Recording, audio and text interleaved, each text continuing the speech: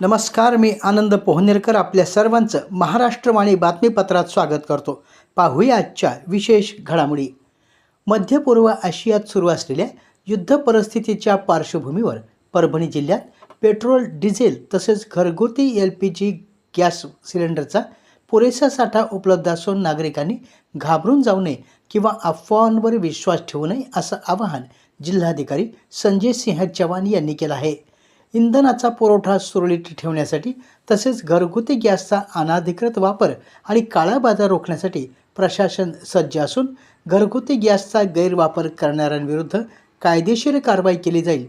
तसेच नियुक्त करण्यात आलेल्या भरारी पथकाच्या माध्यमातून कडक मोहीम राबविण्यात येईल असंही जिल्हाधिकारी यांनी स्पष्ट केलं. मध्य आशियात सध्या सुरू असलेल्या युद्ध परिस्थितीच्या पार्श्वभूमीवर परभणी जिल्ह्यातील इंधन पुरवठ्याबाबत जिल्हा प्रशासनानं जिल्ह्यात कार्यरत असलेल्या गॅस एजन्सीच्या संबंधित अधिकाऱ्यांबरोबर आज बैठक घेतली.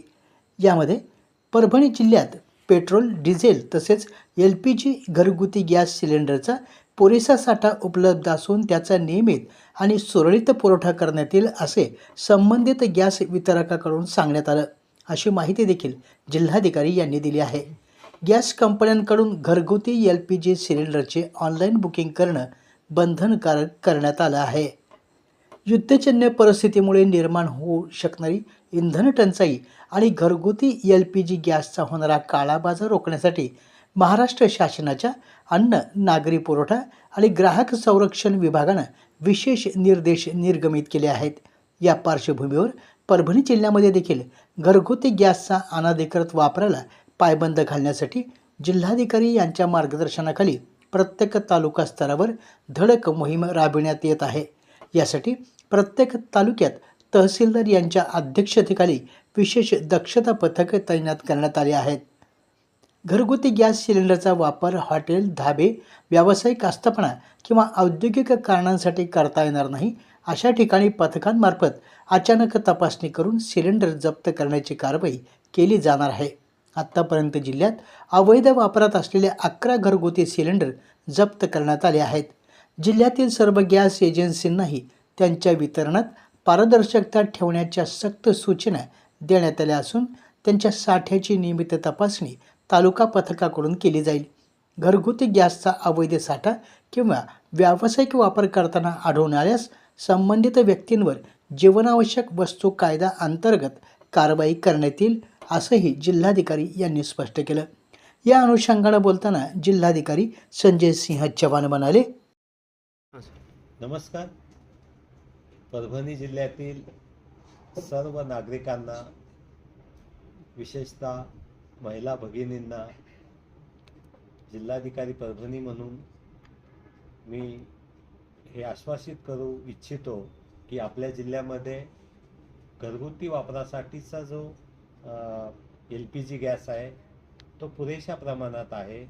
कुणीही अफवावर विश्वास ठेवू नये, घाबरून जाऊ नये.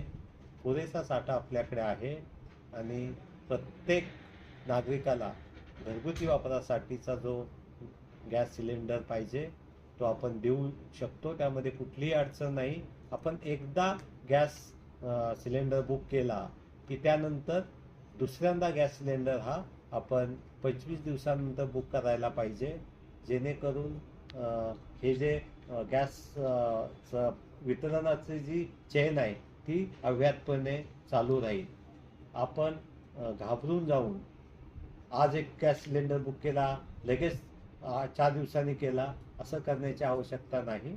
आपल्याला नियमितपणे LPG गॅस हा घरगुती स्वरूपात मिळेल. दुसऱ्या बाजूला हा जो घरगुती गॅस आहे त्याचा वापर घरगुती स्वयंपाक आणि या कारणाच्या अनुषंगानेच होणं अपेक्षित आहे. व्यापारी किंवा औद्योगिक कारणासाठी याचा वापर होता कामा नये. पूर्ण जिल्ह्यामध्ये आपण हा जीवनावश्यक अधिनियम ESMA कायदा लागू केलेला आहे आणि जर याचा गैरवापर घरगुती गॅसचा वापर कमर्शियल किंवा इंडस्ट्रीयल कारणासाठी झाला असं निदर्शनास आलं तर या कायद्याअंतर्गत संबंधिताच्यावर गुन्हे दाखल केले जातील. आपण भरारी पथकं नेमलेली आहेत, ज्यामध्ये तहसीलदार, पोलीस निरीक्षक आणि पुरवठा विभागाचे अधिकारी यांचा समावेश आहे. आजच आम्ही पूर्णा तालुक्यामध्ये अशा प्रकारचा गैरवापर घरगुती गॅस सिलेंडरचा करत असताना निदर्शनास आल्यावर 11 सिलेंडर जप्त केलेले आहेत.